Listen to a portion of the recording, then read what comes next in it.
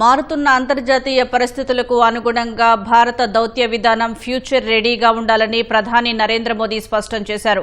ఢిల్లీలో జరుగుతున్న 11వ భారత దౌత్య కార్యాలయాల అధిపతుల సదస్సులో పాల్గొన్న ప్రధాని మోదీ దేశ ప్రయోజనాల పరిరక్షణకు సంబంధించి దౌత్యవేత్తలకు దిశానిర్దేశం చేశారు. వాణిజ్యం, సాంకేతికత, పర్యాటకం అంశాలపై ప్రత్యేక దృష్టి సారించి భారత ఆర్థిక వ్యవస్థను బలోపేతం చేయాలని ప్రధాని సూచించారు. ప్రపంచ వేదికలపై భారతదేశ ఘనతను, అభివృద్ది పదాన్ని సమర్థంగా చాటి చెప్పాలని పిలుపునిచ్చారు. ఇతర దేశాలతో వ్యూహాత్మక సంబంధాలను పెంచుకుంటూనే విదేశాల్లో ఉన్న భారతీయ సమాజంతో అనుసంధానాన్ని మరింత బలోపేతం చేయాలని మోదీ తన ఎక్స్ ఖాతాలో పేర్కొన్నారు. భారత దౌత్య సంస్కరణలు 2047 అనే ఇతివృత్తంతో 3 రోజుల పాటు జరిగిన ఈ సదస్సుకు ప్రపంచవ్యాప్తంగా వివిధ దేశాల్లో భారత్ తరపున ప్రాతినిధ్యం వహిస్తున్న రాయబారులు, హై కమిషనర్లు హాజరయ్యారు.